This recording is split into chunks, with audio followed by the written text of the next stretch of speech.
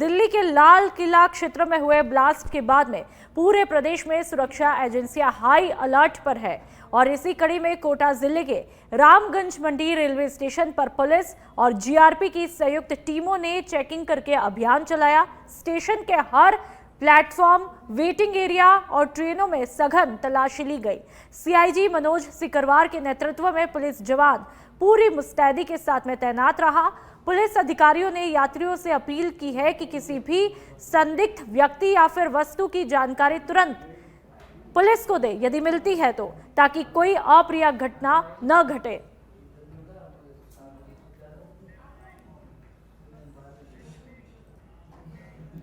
और अब बीकानेर के श्री डूंगरगढ़ की बात करेंगे, जहां पर रोड सेफ्टी अभियान के तहत कार्रवाई हुई है।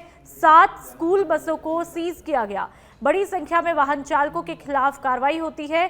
एक ही नंबर की 2 बसों को पुलिस ने सीज किया। NH 11 पर यह कार्रवाई हुई। सीओ निकेत पारिक ने अभियान चलाया। लगातार ये तस्वीरें आप देख लीजिए। NH 11 पर यह कार्रवाई होती है। रोड सेफ्टी अभियान के तहत ये कार्रवाई की गई। 7 बसों को जो कि स्कूल की थी उन्हें सीज किया गया। बड़ी संख्या में वाहन चालकों के खिलाफ कार्रवाई।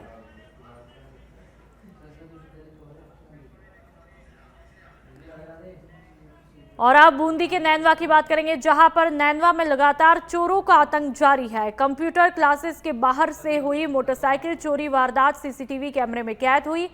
पीड़ित ने नैनवा थाने में रिपोर्ट दी। पुलिस मामले की तहकीकात में जुटी हुई है। तो बूंदी के नैनवा की ये तस्वीरें, जहां पर देखिए कि किस तरह से ये बाइक सवार यहां पर आता है जो चोर है और लगातार चोरी की वारदातों को अंजाम देता है। कंप्यूटर क्लास के बाहर से दिन के वक्त वो भी बाइक चुरा ले जाता है। लाल घेरे में आप पूरी वारदात को देख सकते हैं, समझ सकते हैं।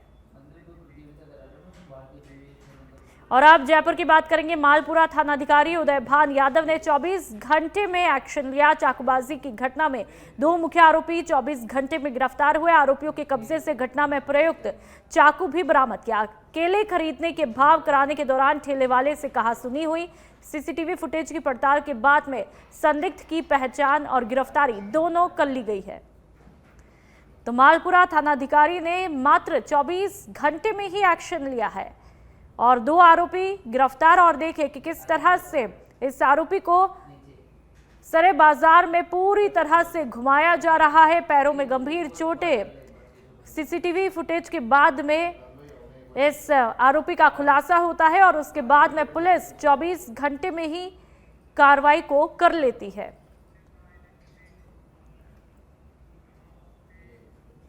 और अब जयपुर की बात करेंगे, जहां पर नेता प्रतिपक्ष टीकाराम जूली विधानसभा में मौजूद है।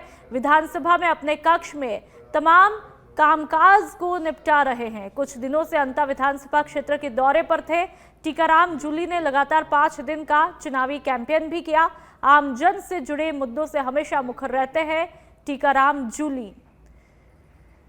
तो ये जयपुर की तस्वीरें उनके विधानसभा कक्ष की तस्वीरें हैं। लगातार इतने समय से अंता विधानसभा चुनाव में बिजी थे और अब जाकर के विधानसभा कक्ष में जितने भी पेंडिंग काम थे उनको निपटाते हुए दिखाई देते हैं। और अब चित्तौड़गढ़ की बात करेंगे, जहां पर कोतवाली थाना इलाके में फायरिंग हुई है। बीजेपी नेता रमेश इनाड़ी पर फायरिंग हुई। रमेश इनाड़ी की पीठ में एक गोली भी लगी है। घायल रमेश इनाड़ी को हॉस्पिटल पहुंचाया गया। डॉक्टर्स की टीम उपचार कर रही है। कोतवाली थाना पुलिस मौके पर पहुंची। विधायक चंद्रभान सिंह आकिया भी पहुंचे हैं। तो तस्वीरें आप देख लीजिए। डॉक्टर की तमाम टीमें उपचार करती हुई दिखाई देती है। कोतवाली थाना इलाके में फायरिंग होती है और ये देखिए फायरिंग जहां पर जिस जगह पर गोली लगी, ट्रीटमेंट चल रहा है। रमेश इनाड़ी की पीठ में एक गोली लगती है और ये गोली को निकाल लिया जाता है।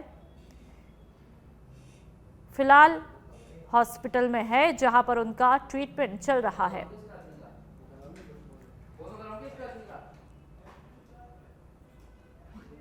बीजेपी नेता रमेश इनाड़ी पर फायरिंग रमेश इनाड़ी की पीठ पर फायरिंग होती है और ये तस्वीरें एक्सक्लूसिव तस्वीरें सच बेधड़क पर बीजेपी के नेता है और जैसे ही इनको गोली लगती है इनको तुरंत हॉस्पिटल ले जाया जाता है, जहां पर देखिए तमाम डॉक्टर की टीमें उनकी पीठ पर गोली लगी है और वहां से गोली निकालते हुए गोली को निकाल लिया गया है। फिलहाल उनका उपचार जारी है। बीजेपी के नेता है रमेश इनाड़ी, जिनको गोली लगी है, फायरिंग उन पर हुई है, पीठ पर गोली लगी है और सच बेधड़क पर यह एक्सक्लूसिव तस्वीरें आप देख सकते हैं। गोली निकाल ली गई है ट्रीटमेंट के बाद में, ऑपरेशन के बाद में। फिलहाल वहां पर तमाम जो दिग्गज है वो उनसे मिलने पहुंचे हैं। घायल रमेश इनाड़ी अभी भी एडमिट है, हालांकि गोली को बाहर निकाल लिया गया है। जब फायरिंग होती है तो उनके सीने पर गोली लगती है। व्यापारी हैं, उनके ऊपर एक जब वो स्कूटी पे जा रहे थे तो पीछे से एक सिंगल आदमी जो बाइक पे आ रहा था, जो इसके स्पष्ट हमारे पास में जो फुटेज करा थे, बाइक सवार ने उनको ओवरटेक किया और एक सिंगल शॉट ऐसा लगता है या एक दो शॉट फायर किए।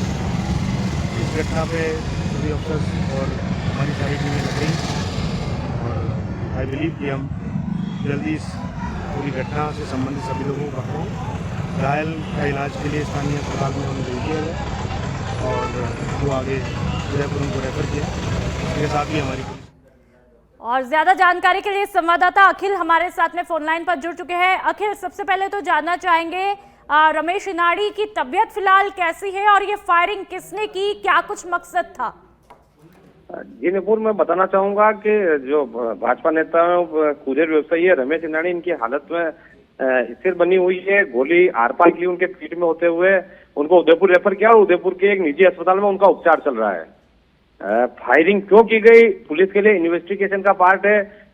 प्रॉपर्टी व्यवसाय विवाद का मामला भी सामने आ रहा है, सीजिंग से जुड़ी हुई बातें भी सामने आ रही है, लेकिन पुलिस किस तरह से खुलासा करती है और कौन लोग इसमें शामिल है, पुलिस जांच के बाद ही स्पष्ट हो पाएगा।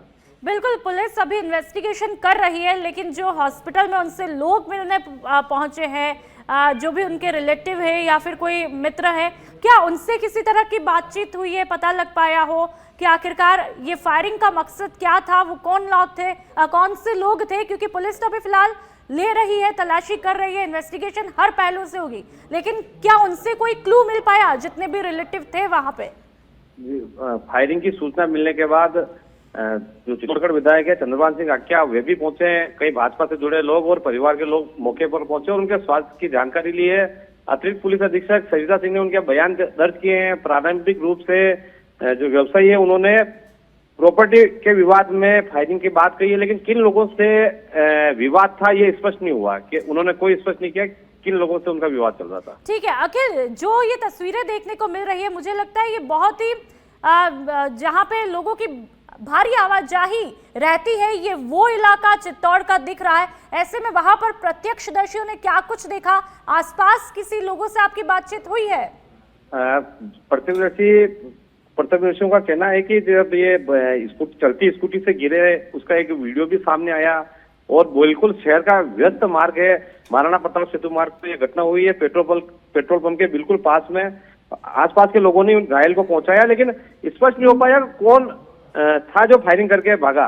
बाद में जब पुलिस ने सीसीटीवी फुटेज खंगाले तो उसमें सामने आया कि एक बाइक सवार था और हेलमेट लगाए हुए था, तो उसकी पहचान अभी नहीं हो पाई। ठीक है अखिल, तमाम जानकारियों के लिए बहुत बहुत शुक्रिया। तो लगातार वो तस्वीरें आप तक पहुंचाई है हमने, सीसीटीवी फुटेज जहां पर व्यस्तम जगह पर ही खुलेआम फायरिंग हो जाती है बीजेपी के नेता पर।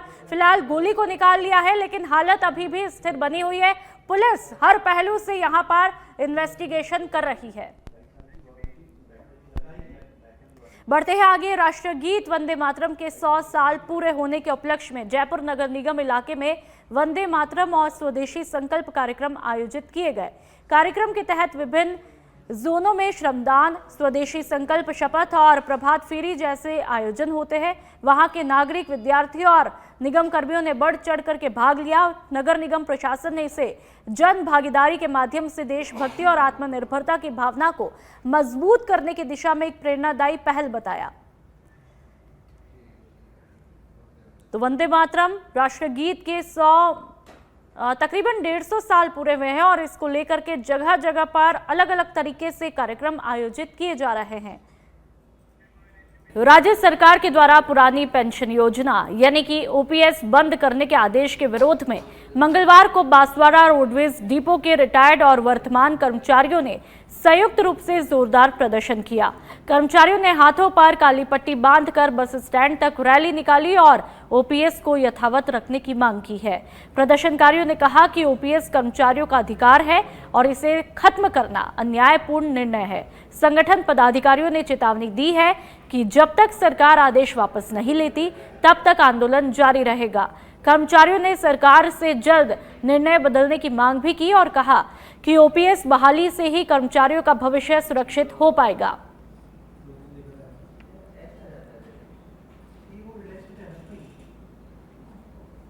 तो बांसवाड़ा की तस्वीरें। राज्य सरकार ने एक आदेश जारी किए हैं जिसमें ओपीएस बंद करने के, उसमें राजस्थान के जितने भी बोर्ड, निगम, स्वास्थ्य संस्थान, सार्वजनिक उपक्रम और यूनिवर्सिटी की ओपीएस बंद करने के आदेश किए। उसके विरोध में हमने आंदोलन किया है और आंदोलन में जयपुर में एक मीटिंग हुई थी, उसमें 48 यूनियनों के करीब 80 प्रतिनिधि इकट्ठे हुए थे और इकट्ठा होकर उन्होंने कहा कि इसका विरोध के लिए आंदोलन करें। आंदोलन के पहले चरण में हमने काली पट्टी का विरोध बांधने का विरोध किया है। उसके बाद में 18/11 को जयपुर शहीद स्मारक स्थल पे एक दिन का धरना दिया। तो तस्वीरें आप देख सकते हैं, ओपीएस का विरोध प्रदर्शन यहां पर किया जा रहा है। रिटायर्ड और वर्तमान कर्मचारियों ने रैली यहां पर निकाली है और ओपीएस बहाल करने और आदेश वापस लेने की मांग की जा रही है।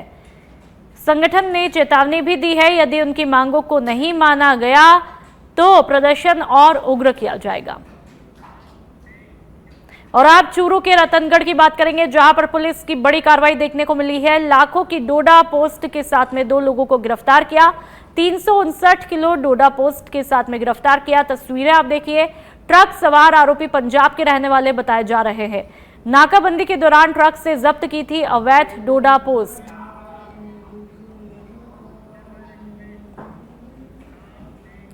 प्रतापगढ़ में विकास कार्यों पर प्रशासनिक खींचतान ने अब तूल पकड़ लिया है। नगर परिषद सभापति रामकन्या गुर्जर ने कलेक्टर डॉक्टर अंजलि राजौरिया पर गंभीर आरोप लगाते हुए कहा कि कलेक्टर भ्रष्टाचार में लिप्त है। सभापति का कहना है कि कलेक्टर की वजह से जनता से जुड़े प्रोजेक्ट ठप पड़े हैं और शहर का विकास थम चुका है। तो वहीं कलेक्टर ने सभी आरोपों को खारिज करते हुए कहा कि नगर परिषद के कुछ कामों को लेकर शिकायतें आई थी, जिनकी जांच में खामियां पाई गई है।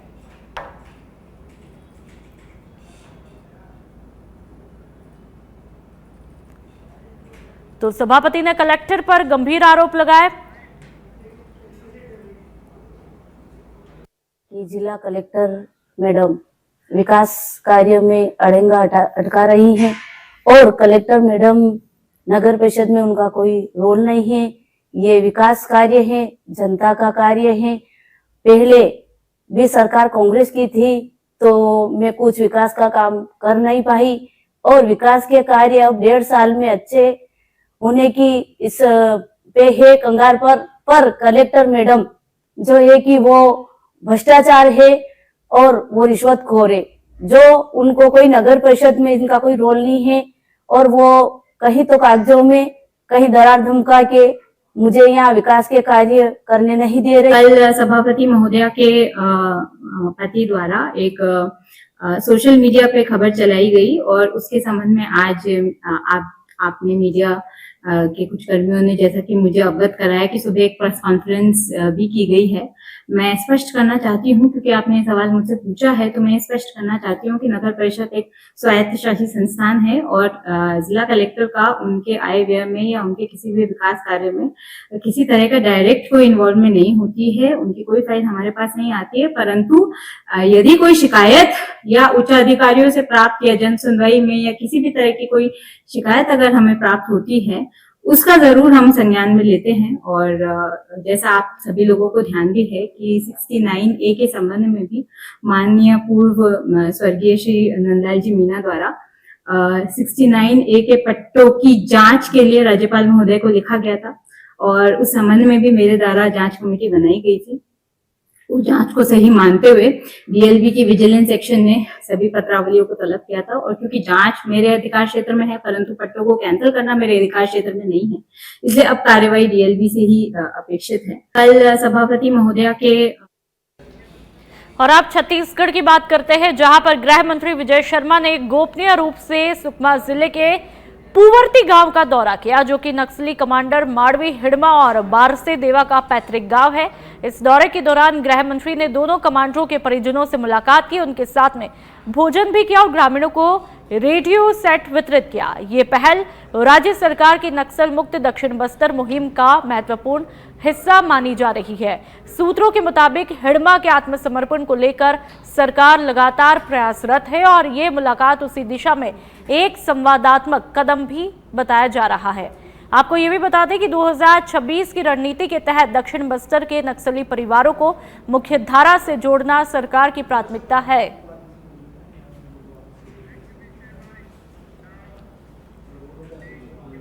राजस्थान सरकार के यूडीएच मंत्री झाबर सिंह खर्रा और पूर्व केंद्रीय मंत्री महादेव सिंह खंडेला आसपुरा स्थित यज्ञ स्थल पहुंचते हैं। यहां पर पहुंचने पर दोनों अतिथियों का हरिदास महाराज ने पुष्पमाला पहना करके स्वागत किया, अभिनंदन किया। इसके बाद में मंत्री खर्रा और पूर्व मंत्री खंडेला ने प्रधान कुंड पर आहुतियां प्रदान की। मंत्री झाबर सिंह खर्रा ने श्रद्धालु को संबोधित करते हुए कहा कि महायज्ञ विश्व के कल्याण के लिए होता है और इससे निकलने वाला धुआं वातावरण को शुद्ध भी करता है और समाज में सद्भाव का संदेश देता है। तो वहीं पूर्व केंद्रीय मंत्री महादेव सिंह खंडेला ने आमजन से महायज्ञ में ज्यादा से ज्यादा सहयोग करने की अपील की और कहा कि ऐसे धार्मिक आयोजन समाज को एकजुट करने का काम करते हैं। और अब सांचौर की बात करेंगे, जहां पर भारत पाकिस्तान सीमा पर फिर गूंजी वायुसेना की दहाड़। गांधव बाखासर हाईवे पर फाइटर जेट का रिहर्सल शुरू हुआ। भारत पाकिस्तान सीमा से करीब 40 किलोमीटर दूर गांधव बाखासर हाईवे पर बनी आपातकालीन हवाई पट्टी पर आज फिर से भारतीय वायुसेना के लड़ाकू विमानों की गर्जना सुनाई दे रही है और ये बहुत ही शानदार खूबसूरत तस्वीरें आप देख लीजिए। ऑपरेशन सिंदूर के बाद चल रहे युद्धाभ्यास त्रिशूल के तहत आज जगुआर, सुखोई 30, MKI जैसे फाइटर जेट यहां पर 1.5 घंटे तक हवाई करतब और इमरजेंसी लैंडिंग का अभ्यास करते हैं। पूरी पट्टी को आम आवागमन के लिए बंद किया गया है। ये 3 किलोमीटर लंबी और 33 मीटर चौड़ी रनवे जैसी पट्टी भारतमाला परियोजना के तहत बनाई गई, जिसका उद्घाटन साल 2021 में तत्कालीन रक्षा मंत्री राजनाथ सिंह और केंद्रीय मंत्री नितिन गडकरी ने किया। आज फिर इस हवाई पट्टी पर वायुसेना की गूंज पड़ोसी मुल्क तक सुनाई दे रही है।